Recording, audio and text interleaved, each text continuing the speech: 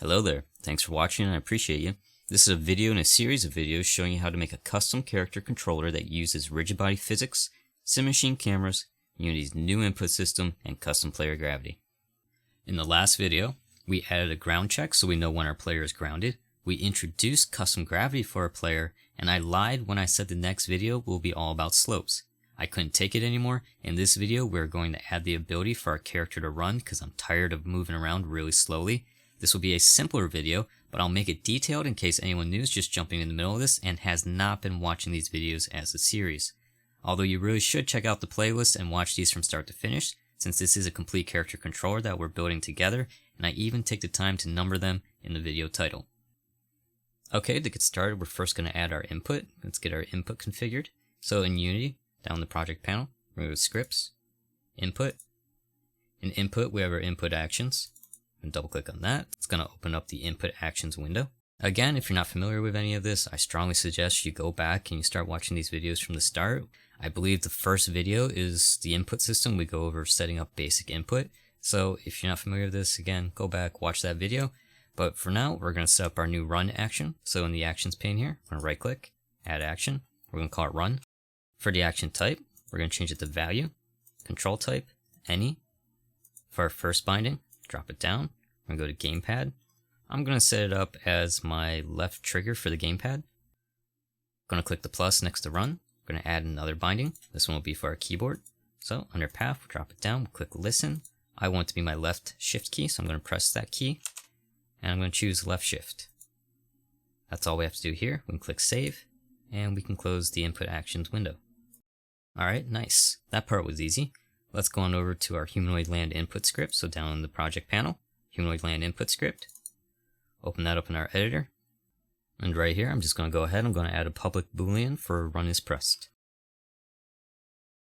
Okay, we're going to scroll down. I'm just going to copy this. I'm going to paste it. I'm going to change this to run.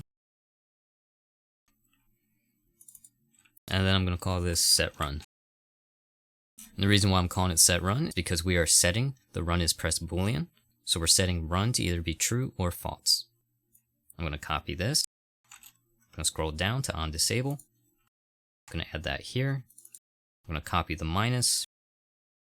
That way we are subscribing and unsubscribing to the event. Okay, I'm going to scroll down to the bottom.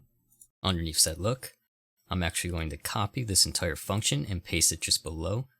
I'm going to call it set run. Remove this one line. I'm going to make a new line. We're going to take our run is pressed boolean. We're going to make it equal the context of the event. And then we're going to check if it's started or not. And that's it. Oh, one little thing I forgot. We don't want to actually do a perform for this. We want to do a started. I know I've explained this before, but I'll explain it again. Performed is if there's constant updates, so if it's an analog value that's going to vary between, say, 0 and 1, like a thumbstick or a trigger or a joystick, anything like that, you're going to want to be constantly getting those new values back. For this is simply just a button press, so all we need to know is when we start pressing it and when we stop pressing it. So the started event is going to be when we start pressing it, it's going to be set to true, and it's going to stay set to true until the canceled event gets called. And then again, down this function, all we're doing is run is pressed equals ctx start. So if the started event is called, it's going to be true, and it's going to stay true, because it's never going to change until the canceled event gets called. When the canceled event gets called, the started event is no longer going to be true, so then this is going to equate to false, and run is pressed is going to be false. So it's pretty simple logic, it's very clean code, it's a good way of doing it. Okay, we'll save the script here. Alright, we're on the home stretch now. We're just going to go ahead and add the actual run code. So let's head on over to our humanoid land controller script. And we're going to scroll down to the bottom here, just underneath our gravity and above player move. We're going to add a new function. Okay, so we're going to return a vector 3. We're going to call the function player run. In here, we're going to do the same thing we did down player move. I'm going to create a vector 3 variable just to store our player move input into temporarily so that we can return that. And yeah, so this is going to be pretty straightforward. I'm just going to go ahead and type it up real quick, and then we'll review it real quick, and then that's going to be about it.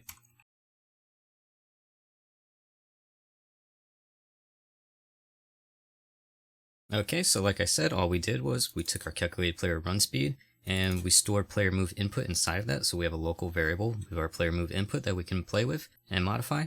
And we have a if check so that if run is pressed, we're going to go ahead, we're going to take our X and our Z movement and we're going to multiply them by our run multiplier.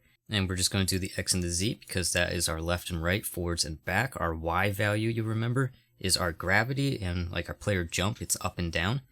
So we don't want to modify that here. We just want to do our X and Z. And then we're finally going to take that value that we calculated and we're going to return it. If we scroll up to fixed update now, we can go ahead and add our line here to call that player run function. And then we just need to add our run multiplier variable. And I'm just going to make that value 2.5 for now. So basically, it's going to multiply against our move input. So it's going to make us move 2.5 times faster, roughly. Okay, that's it. We're done. We can go ahead and save this. And if we go back to Unity, and in Unity, we're going to go ahead and go up to the hierarchy panel. We're going to select our player, which we call red. It has all of our scripts and our rigid body on it. I'm going to scroll down to our humanoid land controller script area here, and we're going to make sure that our movement multiplier is set to 30. And with that, we are ready to do a playtest. So I'll just back up here a little bit. You can see we move really slow, and if I go forward and if I press the shift key, we will quote unquote run. It's a little bit faster, a little bit nicer being able to run now. Of course, you can always change the values to whatever you like, if you'd like a little more or less movement speed, but I think this is a good controllable speed for now, so I'm going to keep this. Didn't quite make that jump though. Anyway, yeah, that's it. That's how you run. And that's it for this video. I hope you found it helpful. Let me know in the comments if you have any questions, as always. In the next video, I promise we will do slopes. I know I promised it for this video. I skipped one. I hope you can forgive me for it. If not, I'm sure you'll get over it because now you can run. Anyway, thanks for watching. I appreciate you. See you in the next one. If you're feeling generous, leave a comment down below. I want to read what you're thinking. Let me know if you have any questions or recommendations. I'd also appreciate very much if you liked the video. And if you're feeling extra generous, it'd blow my mind if you subscribe to the channel. Being new to this and putting these videos together takes a lot of time and effort. Thank you for any and all participation and support. I look forward to continuing this in the next one. See ya.